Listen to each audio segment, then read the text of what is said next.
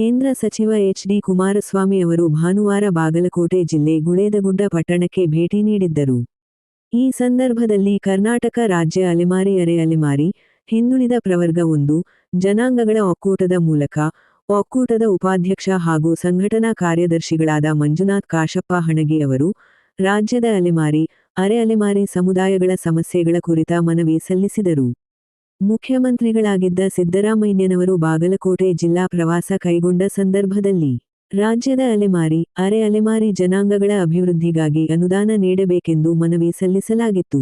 ಆದರೆ ಈವರೆಗಾದರೂ ಅನುದಾನ ಬಂದಿಲ್ಲ. ಕಾರಣ ಸಮುದಾಯಗಳ ಧ್ವನಿಯಾಗಿ ತಾವು, ತಮ್ಮ ಪಕ್ಷದ ಶಾಸಕರು, ರಾಜ್ಯ ಅಧಿವೇಶನದಲ್ಲಿ ನಮ್ಮ ಸಮುದಾಯದ ಕುರಿತು ವಿಷಯ ಪ್ರಸ್ತಾಪಿಸಬೇಕೆಂದು ಮನವಿ ಮಾಡಿದರು.